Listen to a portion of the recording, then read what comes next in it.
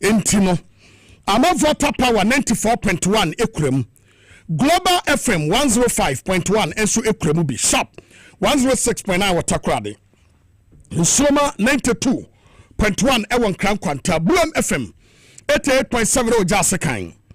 Jinyame 107.7 Osampa. Nanan 92.5 ewa Ahafu Goso.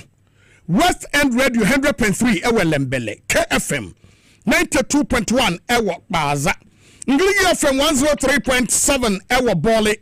Rich 98.7 wasin Fusu. Trinity 96.7 Wobogoso. High Radio 103.1 Wobetem. OT Radio 101.5 Wadambai. Wempan Sampawin FM 106.5 ewo Pusiga. Bunu FM 107.5 Woshinyane. Now Salles TV Kasiebo enamso. Yanu TV SYZ 93.1 Kasiebo enamso. Sunset ewo sehi. Yoso enanyan sapo 89.9 ewo Shama. Almost ekrem. Amanane Apple 68 of Virginia. Dice Radio Italy, Adam for Pad Radio Paris, G-Live Radio UK, OPD Radio UK, wha woman kutemwa. And then you make Kasiebo yade esomo na ene ensem di edimo akotenu bini. And so far was Jessica Sam and to yeso edia to just say, on my name mako ahudu mumi and sape and then pimienu ni eduonu nine, womo etiminya and fasodie. Ma yensai amumra muni enkonkodin komobi muni manya kwama. Ura John Dramani Mahama ene wani CEOs akwa kosia. Emu nkomo no de atoso bi yenu chapter 2 yerbeba. Na pomuden so afo HSM abanye atwamu etimodin 70 dialysis ano so mo ye ni free no 4 million Ghana cedis per and wo mo twade to. Adon kuma ewom rasha bedefie ranking member Emma Finance Committee Muhammad Amin Adam ya wo ye chiriwia. Esa kotwa ntrobiem say NDC manipulate data. Na yasha yama yosem emu a womo bo matumi eba appointment enso eba ekwan efa so eteno ene NDC emabunu asantemante mo matie simu se yeje appointment. Na mayekenwram biem say owura kodom oponkroma e de ato NDC owura John Dramani Mahama nim say agenda 111 project no emani nyin trotwene wonsiesie manya kono ewo enhumasia emu ensemo enso watch say enya de adban ebewurawura wo ma yede enhumasia edwumedie ahye wo mo ensem edwumedie emu my pani abede che na eka ne sin onabu okudwa tabla kwadi atudwa se passport no a mo kwakwadi a 500 Ghana cedis no se ne yetwam na okwakwadi a 350 ente ebeye adwumemu nsam ewa ha ensem no bika na mobete ewo Kasiebo emu enyumako bi boye chidom en yede bram yansha ne se Kasiebo ye live ewo Facebook Power 979 TVX YZ be posse man na manfo ohene babo amabanye koye page ewo Facebook wo benya Kasiebo bi eti oho eya acheche ne nkene mafofro nsa enka bi enyumako eso yasene ye na omase Medmosis Clinic and Prostate Center Sabash Herbal Center Edu Herbal Clinic Ruta Natural Products, Solac Natural Clinic, Ostec Real Estate, Little George Health Shop, Spanish Garlic Mixture Capsules, Let's Talk Educational Consult, Power Specialist Herbal Hospital, 3P Garlic Mixture, Yepiwak Natural Health and a Diaba, and a Afe, Haxa Mixture, and then a capsules, and a hack health care, and a day by Nimakwe, and woman ebo ye chidomwa, and you make us a boyaje dade somo, mokote beka for enumere a yeme. Big po so hima, nana ya 41 amonfo. Call my agudie, Papa B. Ladies, Dembo, Senafe. Okumangra, Diwanf, or Heba, Buama, Beniana, Akatesia be, actual love letter be, Eddie Amabe Posse Hima, and only a budget for 2025 financial, or say, budget for 2025 financial minister, into Abraham Swan, Matum Boasana, Makai, Emun Samuel, Eddie Atregana, Fuina, Momo, say yes. And some letter And then you go feel, man. Any equobia, Bible Jumaquobia, woman so many adje, and me just someone, Chesaba, what Omoda Cromo now, Oyaba, as some be ya would de, na a Chesawoda, and I will dream one, I was sissy, and then when I was sissy, and your son, echo freedom about Mungu when you are young quay. That's it, I want some of your sassy and a yen como. Ora John, Dramani Mahama, and one chief executive officers, Aquacosia. Akokodi enkomo omoye abane de freno state owned enterprises na enkitahudie no ya wonu omukodi ye no eye ekwanya wo mbetumi afaso aye adwuma ama adwuma no aso abapa e de aboa mo man Ghana atumi akoso owura John Dramani Mahama edi tudwa se mo wode mo akọ asoya hodo no samu kokoduru na sa adwuma no mo ntumi anye na mo anye ni yi a bia de kan obetumi afa wo abufuo akeka bia bom eti broni friend Meg obetumi amage sebia SYZ and Power FM mo mbedi nsehunu no obetumi akabo maye ne baako na ye ne ha na fa ha na etuatwa afedi etosobiem wanhwe kura obetum kura de aman krankra privatization bi no de aman krankra sebeje na ye hu adwuma na waton afiri ho afei de etosobiem ane se ne bufu a obetumi ya shout on down eti baby a wote no a waye kokoti wumura dia party for ba officer no wamura wanim kusu se asemurunkum asimu no ne bufu a obetumi akuro ne down kura no apen baby afa na eho no wo hwade a wapini ho na mpanimfo se yebodin ehemra enye yebodin su tumra enye eti wo obedin semhunu no wo ma president Mahama so de ho abufu anya saa yeso ebesi akwan so ne yabo edi aka ho yetie sema president Mahama odi tu dwane bi Dimudie eye near His Excellency John Dramani Mahama oni abaimu mpeinfo ehyiaye na ode anobabai etutu ho na wo hye se ne betumi aye na reset agenda no watumi ede akọ all state enterprises emu wei ena wonando disemu no ode ato nanimu se ye kọ yanimu no se behwe na sika afa obi nsase se obi mu ede enyamransem ene di dwumane de se wo hwe na wo ye CEO na se untumi a sanwichi na kofie. We appointed you because we have confidence in you, and we expect that each of you will lead with professionalism and urgency to fulfill your mandates, and we expect something completely different from you. If you're not matching with the pace of the reset agenda, you might be asked to step aside. Demanding bold leadership, accountability, and an unwavering commitment to excellence from you as chief executives of state-owned enterprises. This meeting reaffirms my commitment to the promise of a shake-up of all loss-making SOEs and realigning them to break even and transition into profit-making. And which His Excellency John Dramani Mahama asanso de kokobo kese pa ato ho ama won se won hwe na wo ejapade o nyina no won fan kodan eye auditor general na wo a obeye nyamrasem na obeye asobrachire de emra ene obedi no nyonyonyo. The Director General of SIGA will ensure that you all comply with your assets declarations. The Auditor General will submit a list of those who have complied by an agreed cut-off date, and those who fail to comply would be sanctioned, including possible removal from office. My vision for reform is clear, anchored on performance, accountability, and national interest. Under my leadership, specified entities will be transformed into engines of growth, aligning with our goal of a 24-hour economy. Me krakra ena oche mu se obehwe ene yesi CEO bi ama ne SOE entumi enya mfaso ese wonya sa SOE si ya won sikasem ato ape na won modern bo enso ani no okire mu se ye ko yanimu no wanhwe ana wogu on kra. Many of our specified entities have operated inefficiently for far too long. They've been burdened by waste, underperformance, conflict of interest, and a complete detachment from national interest. Many of our SOEs have been used as mere instruments for generating personal wealth for persons appointed to positions within the entity. Some of these enterprises have become perennial loss makers, draining public funds with bloated budgets, unjustified allowances and perks, and unnecessary expenditures, while relying on government bailouts as if they were entitled to them.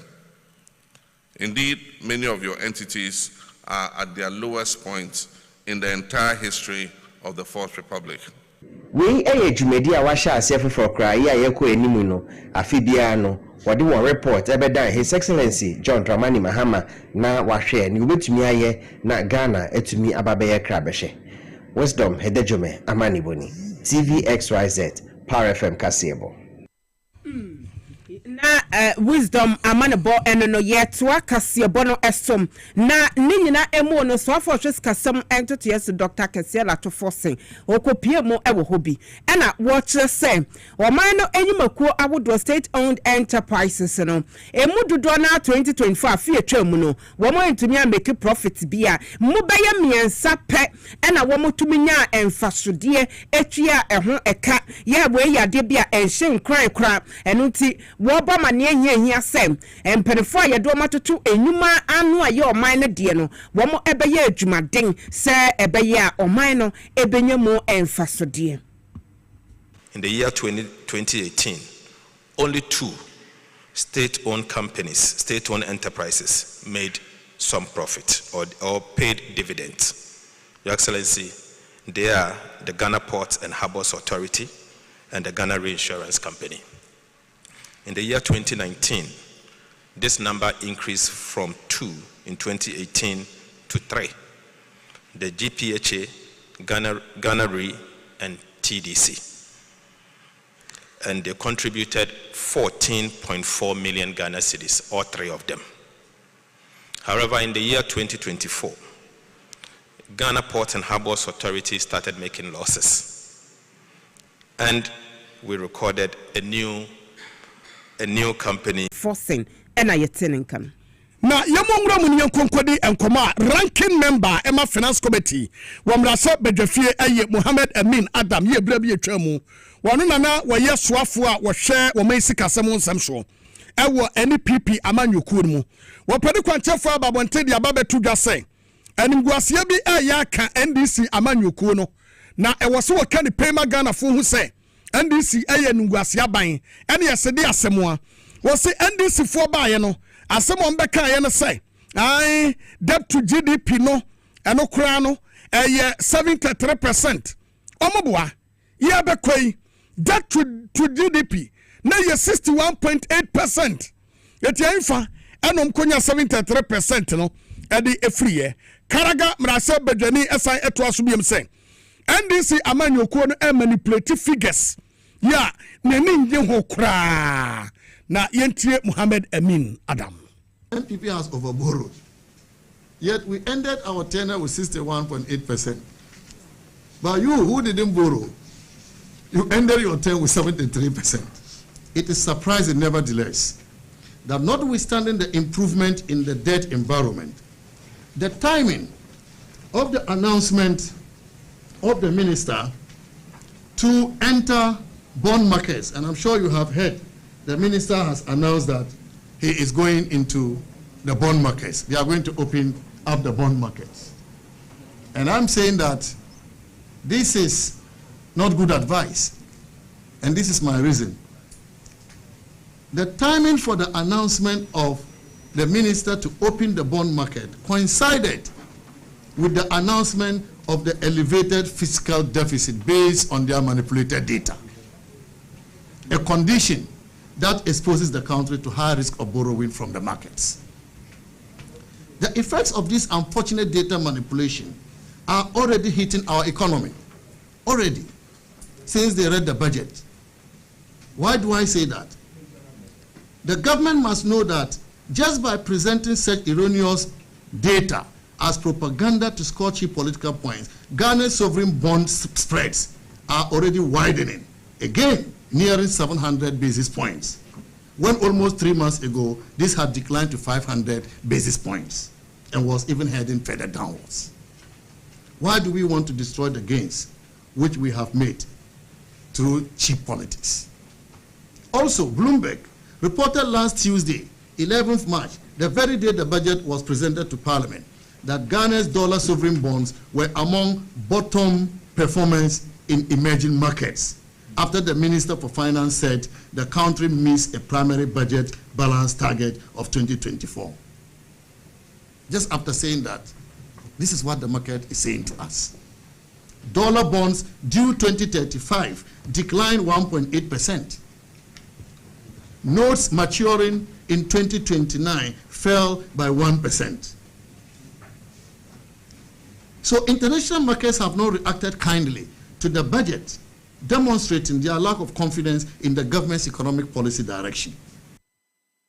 Why ayan sama wapani Muhammad Amin Adam wade atudwa e de fa de ekoswe e ho no nanso ni nyina de okanyina no e ye ntronkoten twen fifreti ete no wo ka no crazy den na enfifreti ya sofu bi no say say wo ko ekogira otani mu bompa ye na wo hu se nipa ni isu no osu na yes one hu se wadi bone wo say bone fat that's also radishra me wo esu ba na wo anyway wo ka no crazy that wo team fifri radishra me de esu bi anim so hu de MPP de o ma meboa Ghana na boa wo ma moa ye man no eche se wo hwa sector bi a wo ma di bone wo ho wo ma di anyambrasem ewo ho na ene na eyeda so nko yetu asi wa mansemu ede kai wo mu asebe wo mu enya kidney yade nti Ghana ha yamra hwebedwom so ehun komodie ekoso na so far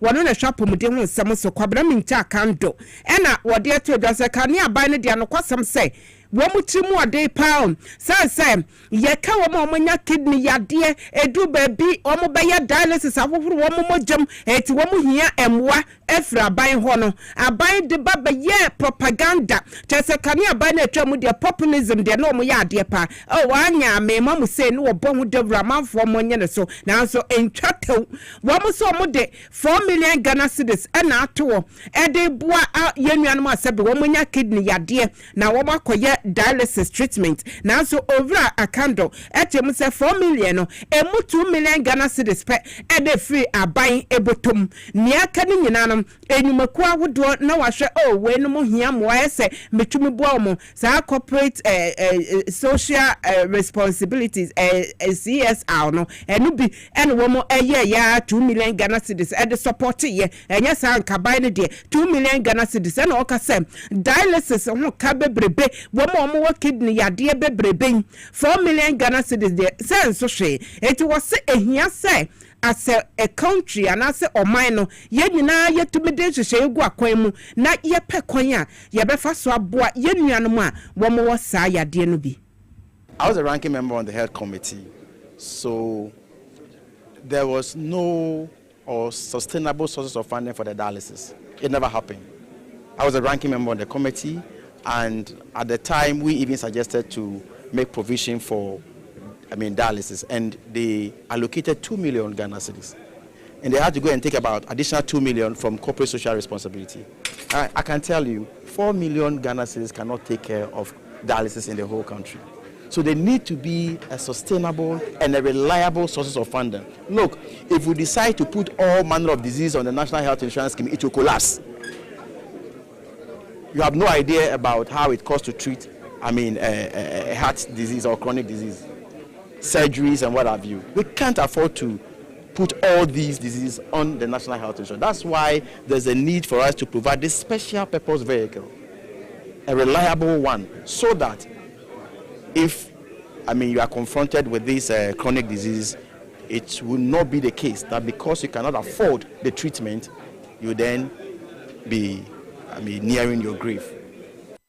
Abe hosamopa na nyina mu se enra na tese yebie ana se yaye dwumadie apa mahama case ehun entuma eti bibia ba ye kama we ye sofo na twapomde ho nsem so kwabra minta kando ene yeteninka yamongura mu ne konkodin komo former minister of works and housing ana se housing eye owura kwadwo oponkroma ana wasre owura John Dramani Mahama se wode nkotodwe ne nkotosre esre ne se agenda 111 project no nadama emani nya ho wotre se agenda 111 project ne yade bi ase yagaya ebema ayaresam ehonsam akwatwe pa eti osowura John Dramani Mahama say omomodia na agenda 111 project no wanya ho adwuma na womu enwie manya kono se de be ya ebetumi aboa amagana edne ntoba papa efra candidate Mahama promising the next, don't worry, we'll continue the projects and finish them and employ you in them. Now you are realizing that this is becoming an illusion. Not only is it worrying, not only is it contrary, but abandoning these projects or giving them out as franchises, like the president mentioned when he came to Parliament for SONA, will jeopardize the efforts at universal health coverage. The millions of citizens in remote districts who are looking forward to their lives being saved from this healthcare intervention are now at risk. Mr. President, we beg you in the name of God, please do not abandon the Agenda 111 project for political reasons. Why I am sama Kwadwo Oponkroma wode etuja. Na minimara Kwadwo Oponkroma na ye ranking member wo health committee ana. Ade. The say Agenda 111 no follow under health. Etie bia wono ne ye ranking member and a prayer I don't know. Because ade ba ko wo mu ne say Agenda 111 no a Kwadwo Oponkroma kan ho asem no. Sanke was say o state the source of funding. You are ye hospitals no. Because we see hospital 111. 111 no only one per and I'm complete here. According to the source no crown one no mu bie no and I'm complete here no. Na enu manim eye edan to. Yes. And I will show video no crown edan na adu kotwa homam no. Na mesin for da so ho mu ye adwuma. And akufo adu kotwa homam. Eti bibia ni ho and mu gya ho de koye. Eti almost 110 hospitals. Mo si ba kokura nwie. One no amusibu wi enkwa na bibia nim. Eti the source of funding no ewa hi. Sika no da ho ana. Ye omo de ba be ye adwuma no anipa no se wonye. Se sika no ho akwadwo kire ba bia sika no wo. Kire the source of funding ba bia munye sika no free ya ye this is hospital no. Se want to me estate na betra ha ebe crack ebe shu crocodile tears dia. E de na tell say sabio de wo kani nyina no is to win political points. Sabe nyansa bia nim. Because that's a point where they are wonya. No, so be catch you say, yeah, the anke yebesi o. And can you besi o na $400 million na ko mu. Then na mo de ye. No. Enti agenda 111 no. Empty shadow. Image bi ada ho abibi anka ho. It was just about slogan. Akufuado ni slogans dodo no. Yaka Agenda 111 Ghana beyond aid, turning us one district, one factory. Accra will be the cleanest city in Africa. Any Agenda 111. Na say kasa mamu eye ntoaso. Etino yedia ye start ya daruma mamu ana montoaso. What about some mobile mu 8 years? E-blocks kane aban no ehya ase ebi okra na ya wie chesa finishing touches keke mo de ban na ya wie na nkore yakom mo tra ya ma enwura fuye ebom hwe yankoso ho taxpayers money na ese ye kwa enen wo fra ban mu a omo fra ban mu credit say 3 months kramai afede wa beta wesu mo complete your project and this into some enti no yenum say your taxpayers money na ye de ehase enti this baby of course my penny mama waka say omo baby sa project no omo beto so enti no mo adwen bone a na wo mutimu a mo de tra ban mu ma aka ne aban atwa mu ni project o hase ebi o ne ye wie na mo complete ma ese ye no enya sa na NDC e ba be na so ni nyina mo ye ka say mo anya foto bi anto wo say ye mfa ni say adwuma nti wo ni da moral right ne say wo be ka say NDC mo de asem be complete what's your fear enu no sa be ka say wo criticize aban ne say allocation na sika wo twa ye de core infrastructure development no si amfa nkoye mpuntunuma no sika no esakura na tese wo John Dramani Mahama wa maso be mpuntunuma bia wo meyehwe Kwadwo Oponkroma negusu a wosun. Road infrastructure investments are known to be a key if you want to open up, grow the economy, create more jobs. Unfortunately, however, the government has been making the necessary budget allocations to give meaning to even their own planned infrastructure program. Their planned infrastructure program is what? The big push. $10 billion. If you prorate it over 4 years, that's about 2.5 billion cedis or $2.5 billion per annum. You will expect that if the government itself is serious about its own big push, they will make available $2.5 billion in their first budget. They have all the goodwill and the credibility. If you go into the fiscal tables, it's only $800 million, less than $1 billion.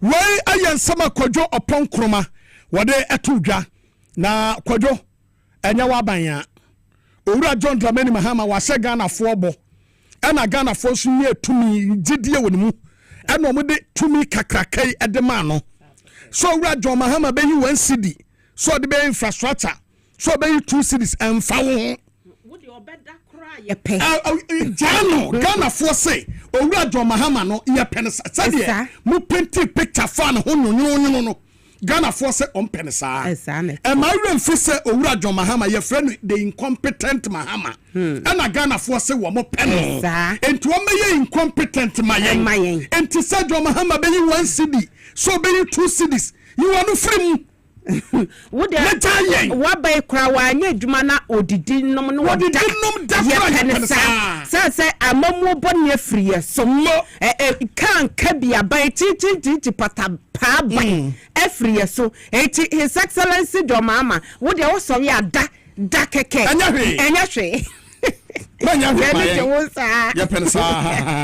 na yet was some no esum say ya hwe ya man Ghana emu a eba no adwuma se emabunu ebenya bia ya eya na eho akoye de partitu wunya baya woni anisuade hu na se betibo nkofo no wo edoso wa mamu ni musa emfa me hofo no doso sa eya na tese nhehye pa bia ni ho edema ekwaye befa so na unemployment rate no yetumi etuwase eti bebrede wo mani akere amayosemu anya kwa ma memfa me ho bata amayosem politics esa se me party baba mu a mensu medidi na obi ansu bedidi peche eti enen yebehwa na to say eba no say political parties wo mo ye mo campaign na de ne mabunu na mo ate wo ho agumu a enya sem keto akwa obi a ye adwuma 2024 abato no mu so de se de na mpan na no wote so no na wa bro Ghana fo abra yesu nti no na obi a pensa kaye nipa dodo na do mo ho ahye mutitu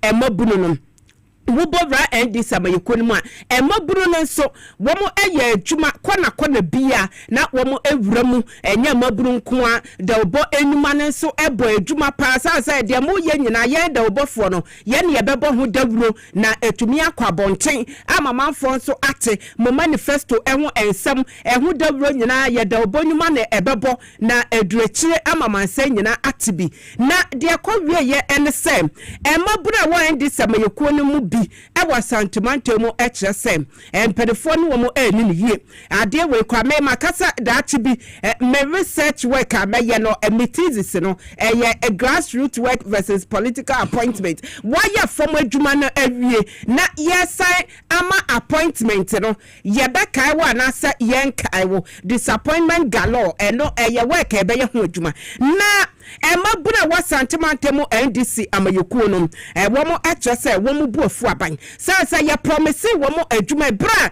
na campaign ekoso na so ye wie ye checha appointment obi okra wunti ni din da yes wo ye adwuma wo backdoor say na ya de mu twa yeja eti emabunu ene wo mo abodompem akopiem andi samayeko no ache kese ewa santimante mu ye yanko mo fa ye adwuma emaye ene na enya sem keto akora ewo ho pani ya wo no ena edi wo manim NDC task force emu commander Maxwell Hope one self for Kasiebo was sempenfo edi wo mu hwemo pa Ashanti Regional NDC task force ye kubia edijuma eso a edin ema NDC afi etwemu 2024 na afia enibre afi ema NDC e was NDC etumiti fa hodie edima Ghana ma nti no ya ni mpenimfo tenas ma omomba ya anu ba se NDC ba power na Ashanti region ye 29% pay jensa be kanso a na ejina Ashanti regional NDC for eso yeso se ya profo na ahoden says you dia no mu hia ko masa beka ni bisa and I got 3 months to 4 months I feel wada he say you who say yanka say yetiri ho a be yi ka fefe that is the dear and you catch it aban a on minim say wo kan wasem kire no a or the listening father a obetie and as I say osara wo na be di kire oye oba o wotima no omuti ye ndia ye hia no yen sabeka eti abrantie ndi commander Maxwell Hope ena yetene kana say NDC tax force ewo asantemanto mo na die nimo ena wo complaining na wo mo ena mo so ama wabo entene ese asantemanto mu wo se do mo ni abre no empenefo anhwe na wo mo sanka wo mo appointment dia ene wo mo ebe prevent appointment ni bia ekoso ho na yesra bani say senior yenim from start say Mr. Bablolati ena oye in charge of security no I also maya and hoba say it me percentage no a obehwe ye no ye besre ye say atia den so ni mu ye sre no on dinity na on kwhwe ho if we say we be obeku bia akwati no kofoni na national security ye besre on hwe ho mayen anyesa 2028 is around the corner.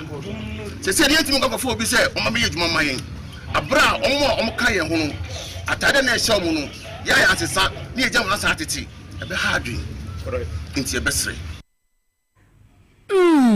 Wo se ekomo eya na wa ban se wo power na wo fele se wo opposition eya.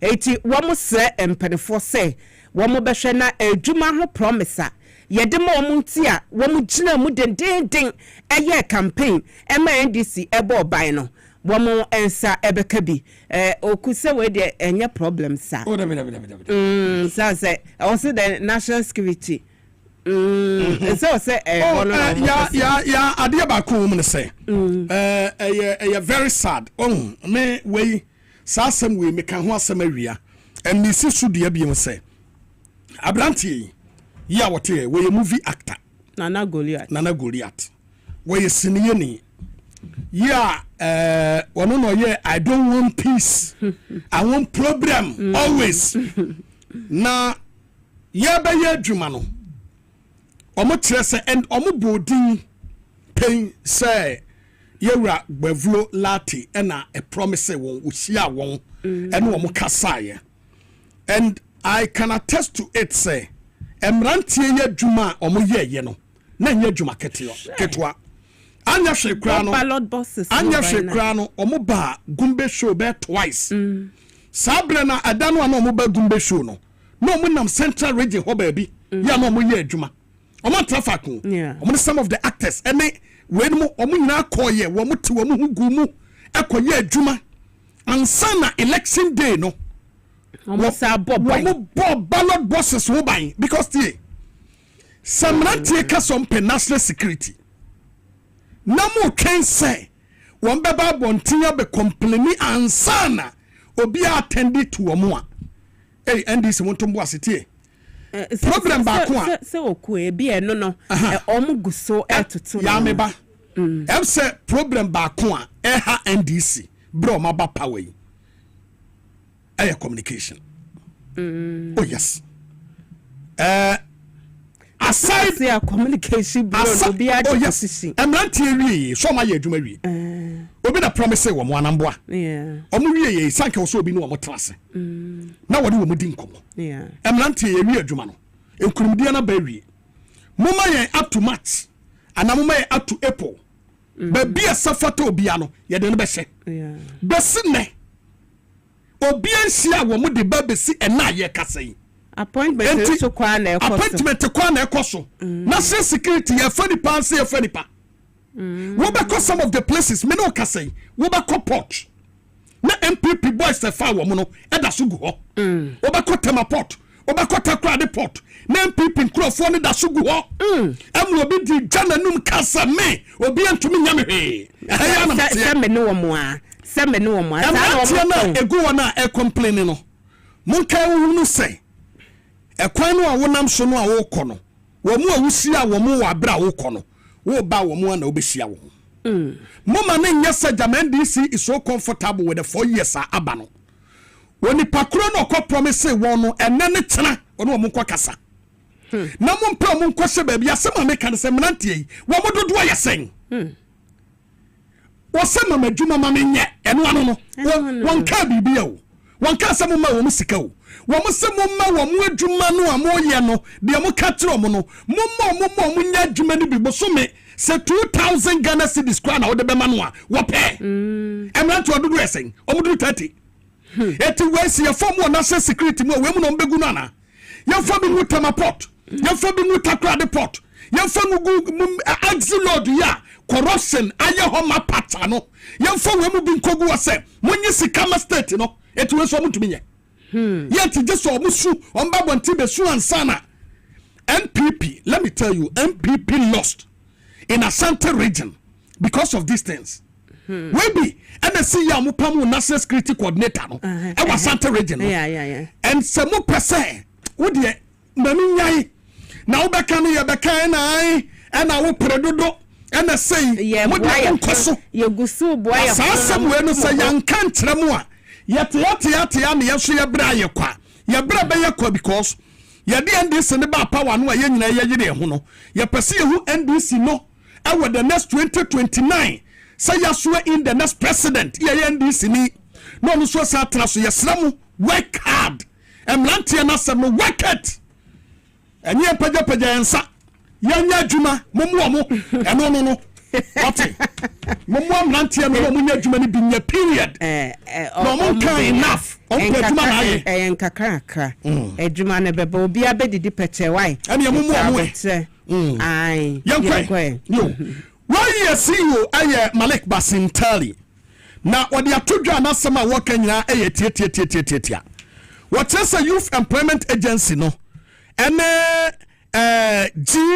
G4S security services aka bomu a o ma yen hyehyɛ so nkopa say no wo mo ba be fa individual 6000 at the aboa security adwuma no atumi akoso na wo mo kyerɛ sɛ we no betumi aboa mo magire mo na so pa na MOU ya waye ene G4S atumi atrase o masensan ye betumi aboa amampuntuo atumi akoso Malik Basinteli ene sentwerefo edin komo yentie nasam are open to collaborate with you.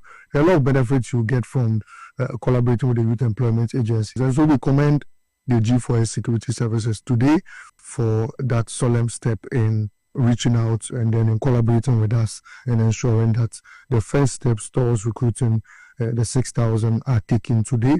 The next is to launch the portal on Monday, the 17th of March. Once the portal is launched, anyone who wishes to apply should only log to apply.oye.gov.gh and then you get to apply. Please, we know that once we launch the portal, scammers and fraudsters will also launch their portal. Before you apply, make sure you're applying on the original and authentic, YA website so that you don't get scammed. When we know G4S security representatives, answer Ekasai. We are pleased to sign an MOU with the G4S security services. This MOU seeks to employ or recruit close to 6,000 men within 1 year into the security services, the private security, service. After signing the MOU, we will still be in partner with you if there's any opportunity for us to, extend the contract and still go on and recruit people.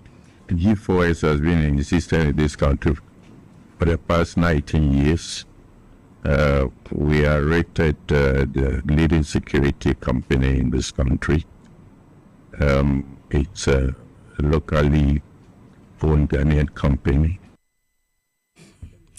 Why I am koma ekoso any woman esisi ye anubi any ade ababetu dwano ye bebum ni atoaso na ya to ansam ne so for hwe amanone eho ensam so de ato mrahye bedwa nanim ene wokọ hokoyi ensam ano ya chese Ghana fo beye oha aduonum na sabe yɛde wɔn efiri amanɔne America man emu ya wɔn bɔ ɔman Ghana emu ɛsan sɛ wɔn kɔtera ɔman no mu a wɔn anfa kwan pa ɛso wɔde nsɛm ɛto edwa ɛsɛm emu aduonum ɛyɛ 50 deɛ wɔn bɛsi nnɛ ɛyade a court ahyɛ ɛsɛ ɛbrɛ no nie mumra back to mumaimu na mometo abra so na ɔha no ɛna yɛtwɛn ɛho asɛm okugyeto abra kwa. Updates from the Washington mission indicates as follows. Currently, there are 150 Ghanaians in detention across various centers in the U.S. who are awaiting deportation for crimes such as rape, internet fraud, and illegal entry. None of the affected Ghanaians are in detention as we speak. 50 out of the 150 individuals have received final deportation orders from the courts. Their deportation is expected to take place by mid-year, mid-2025. The remaining 100 cases are either under appeal or have been dismissed. Representations have been made to U.S. authorities on behalf of one Ghanaian on the grounds of ill health, and he has been released to seek medical care. 3 Ghanaians have also been processed and are scheduled to depart from the United States on commercial flights on the 19th of March 2025, the 28th of March 2025, and 1st April 2025, respectively. 10 Ghanaians have also been interviewed by the embassy to verify their nationalities and ensure that they have received a fair hearing. They are now awaiting the Department of Homeland Security to purchase their flight tickets before their travel documents for their deportation can be issued. Hey, nese Donald Trump woye biu. Tigana fona ya bomo ebano. Wamo ena mkwanso encha ombeba bidu Ghana. Swafo Samuel Okudzeto abra kwa ne yetenenka. Yamumra muni yasanko biem eno ena Honorable Samuel Okudzeto abra kwa sa kyerɛ mu sɛ Ghana wo kwa kwaje passport a obredodo. Alanya obekɔ kodi so from ahomate. Etomre bia obetena wo saa enru so da. Ene na sefo sika obetua. Ene na sefo ordinary passport a wo kwa kwaje ne keke no. Ebra wo bebre ansa na wo nsaka bi no. Wo se sɛ ne wo mani nyina no omo atwam. Eti efiri saa bre ya ebekɔ no 32 pages passport ya wo kwa kwaje no. Die di kan no na nadodan kwa kufuado ede ba mrase badwafie under fees and charges regulation LI 2481 and wade ba mrase badwafie wade ba ye ba bedru ye no no de mra beto so se 350 Ghana no Ghana fo etua no edo so dodo etiensasa Ghana fo tua 350 Ghana edege passport e wose yatum ede ko 500 Ghana cedis now pono mu per 700 and 600 cedis and am rase badwafo twen ya and e bedru 500 Ghana cedis eno ana na dey yewura Samuel Okudzeto abla kwa ede atodwa sen saa de we nyina no omo ye hyehyɛ no omo yi sa sikatua no ede afiri ho anya kura sa obi antua hwe na emom 350 Ghana no ana ukwaje passport a na utua ne dadaada no eno ana afiri bre ya ebekoyi obetua untua 500 Ghana cedis biem the ban sano a ebeboa ama obi kwaje passport anani age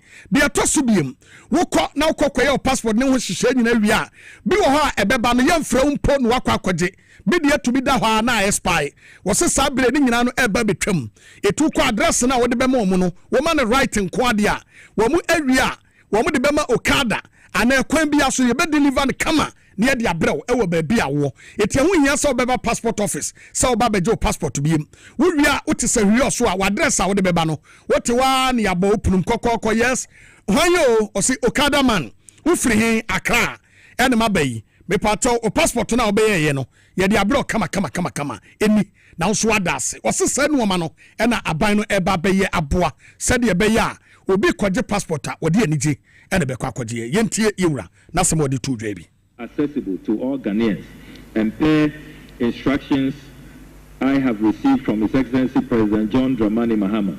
We are pleased to announce a reduction in the cost of the ordinary passport booklet, that is the 32-page booklet, from the 500 Ghana cedis to 350 Ghana cedis. We will in the coming days be presenting an amendment to the fees and charges to ensure that this reduction is approved by the House from 500 Ghana cedis down to 350 Ghana cedis.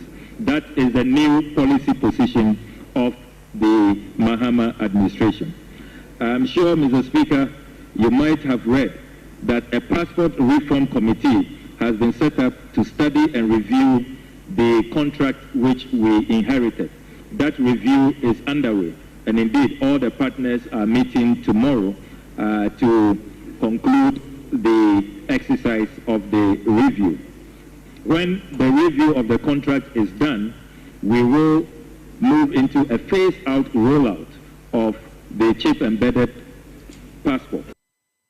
Why anen sama yewra samo kudetro ablakwa wade ebaye na mamemfa kratei emamo mebape na makwa koton ade amwafili anamen komra nsa na maye me wokrata de debu ha. I want to read it for you.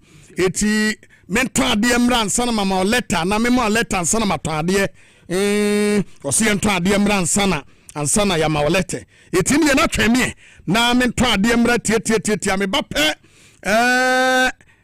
letter no ha Mary Dina media chrew na onso wahu ama weni ajepa Saba center se mfantum nyina manim se eba apomden a oho na apomden papa ye betumi aboa ma onso wani aje no e wo saw de hu wura mu yie na utu anamo ekola pass na woni wo mo ekokodi ensawoso sexual weakness, infertility, hepatitis B, and sexually infections no wo mo e de abase utumi etriti amanije etumi eba Sabasco cobites and so de ukokwa pai etim moja uyamatim usisi aya uya Sabas Coco bites ena ononso ebetumi aye ma enije etumi aba so fahurem ma enije sonko entumi emra Sabas emro ubenya bi obabi eto do bi afre 0500 064 000 0500 064 001 Mami Kamfu the Moses Clinic and Herbal Center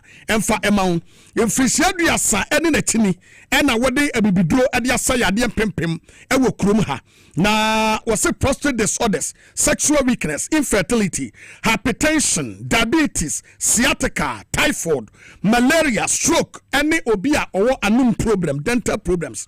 Wadaroma, ubatimi the Moses Clinic edin sawso. We try X-ray, digital X-ray pa. But Moses watna member who betray X-ray. Ewo ho enti no. We try 4D ultrasound scan papa bi. Ye try wa asa kwada na ye furu yam ye de na to atwa picture. Esa de na kwakwahye ho. Etu kwa no ma nyina be kama. Adenta barrier oni police station de di hwanu. Accra Central, years of 4 then Ghana Highway Authority yard mu a. Aje kwadwo ni school for the deaf na Kumase. Owo ahenema kokko. Bing. Ubetumi afre 0244 068 447 0244 068 447. Mami Kamfu Haxa Meschane Haxa capsules. Enfa emau Haxa nro unya bia eboa papa na wiso na pesa osotia waduro eni. Wanumu otu untumi ni dia waduro no. Eboa papa ma obi ane yefunu framagina mu cheko bloating no. Etumi atwe afei congestion ejina wo chest ha. Any chest pain, nyina efri ho eboa wo ema obi a na chiribre mo kase eye ne ya eboa moja sebe uja wonan ya moja ewo mu a eno so efri ho hakse duroi eyadu papa unya binuma eboa papa food and drugs age atum from 0240 238 310 0240 238 310 Mami Kamfu 3P garlic mixture emfa emau Piwak natural health and wadi edu papa yi ede aba na wose emfa to Ghana fo nyanim sen wonsa wonan etaye utititi pa Kasiebo so mframa gina woyam mframa egina woyam chako general body pains ne stress no wunya 3P garlic mixture ebebo papa wunim so type the best garlic mixture ewo Ghana ha 3P garlic mixture any edura ubehu se ewo internet no so a the best garlic mixture obetumi afre omo ewo 0248 928 824 0248 928 824 na noma no eye kama ebetumi abuama enije atumi abaso etipebi na yusu na enije sonko entumi enko 3p aduru eye aduro wanwaso mame kanfo eye power specialist eba hospital na power specialist eba hospital see fantom anim say hepatitis B A B C D ni nyina no otu ase fatty liver sister fako hoate anase bia ulcer fibroid any kidney stones ni nyina no remove free ho ema ahoto eba wodi jirikajiri memaduro e de aba wunya bia eboawo ena hebaten mixture eno so ewo ho etipebi obetumi afre 0244 5444 42 0244 544442 Let's talk educational consult ena ekuremu wasi ya fantum anim sa akwada wanya 6 months to 6 years fanebra no mesua ade na emwa no na let's talk educational consult ebeboa ama enuoma etumi ayedwojo kama na wotre o preschool no ewo ho Saturday school so ewo ho omo kire entrepreneurship public speaking reading and writing personality development creativity and exploration and FA consultancy teachers and also oba omo ye ho adwuma ema enije etumi eba wobatumi no omadi nsawoso wo tesi ngwa estate Mango Street wabeleje kuku municipal assembly no 0249 069 821 0249 069 821 Spanish garlic mixture and the capsules when I say tata ya said no here be wojun so bebra wo here be Kasiebo so bad cholesterol wo here be menstrual disorders wo here be arthritis halitosis gastric ulcer and then ye ka ho no ni nyina no wo here say duro bia your friend Spanish garlic mixture and the capsules obatumi aba na wo no omadi nsa so obenya omo 0266 114111 0266 114111 Little George Health Shop and our offering our tema community 5 was a PVO being roundabout any presby asafono ntemwa na awon wadwuma wa ye ne se wade core mixture core plus mixture dominion herbal powder Mr. Kill vitamins minerals the foreign health any local aye afei o juice bi atese cranberry carrot turmeric and ginger blueberry juice aloe vera gel o ni nyina bi ewo ho a wo ba anigye ebetumi aba braho na obenya bibi a wo hwehwe wo wiase bia no atobi ebia wo atitiri nso na wontumi ma tema fra number we na oba package no de abrɛw 0243 140 213 0243 140 213 Ostek rest it see fantom anim say wo won sase papa sase no a wo pebi ato no o obi wo dodowa ayikuma asebi doyumu afianya dowanya and shy hills na won sase ni nyina no edayie ensase ne bo anya den ne bo fofofo wo tonso ayetwa ne kama bafu edemaw eden bia bekoso etikotobi obetumi ato half plot quarter plot 4 plot ni nyina no kotobi na nya cash fagu bottom wobetumi afre wo mo mesensase ne wododowa ayikuma asebi ene do afianya dowanya ne shy hills wobetumi afre 0244 684 069 0244 684 069 Mami Kanfo Solak Natural Clinic emfa emaw Solak Natural Clinic wase wo kidney ni wo liver emfa ni agromenia kidney ni liver kum ni pam na nso nyame adum Solaka anwon adwuma a waye no kidney ani liver ho e wo Solak Natural Clinic no e bura adwene ntiase so wodi a woda dialysis sumpos na yese yenye yie no ko Solak wo kwaje aduro ni bi fa support na mo gidie se one day wo be free aye dialysis no so what you say o koko mlemle wo ben Harvard Senior High School no friend was 0553 93 2631 0553 93 2631 Ruta natural product and a yedu omoso or the Ruta mixture itu malaria fever se deku ema ahoto eba or the Ruta Titanic, a two typhoid fever say, and a Ruta life, and none Sradia ni Pedrian a free man hoto, eba. A two bet to me no in Sawaswa, ever win me now. Quay, now no one could Sawaswa, obey to me afro 0244 503443 0244 503443. Finally, Eduaba Clinic. SMB test no. Edrobia ni Ghana ye channel. Mena me catch them. SM. Rati. Me teneso anama sorry. Me say, what the last minute? Amenungwasi akanwa. Kwapa SM. Mena me catch them. Mena me nimini ye mehu ewa SM. Bida me care mu bida fie. A minute provider any SM bitters. Enya alcohol. Meba me di biba bekyere mu. Enya alcohol. Na wonum SM bitters ya. Me se player wonim bobo kura no hye shingard no wase boot aka ho. SM. Bisia ne ntema nkenya mawie yeni. Ko ba bi eto aduro bi obenya SM. What? Frey. Omo wo number we so. Okwa no anya bia frey. Na weri aho bi mra ho. Opa ye so distributor. 0201 044 221 0201 044 221. Said you made dear drone one dance, you know. A man member in Anno. It in be nefili. Akasima miensa, Mamemfa mekrate and tuda.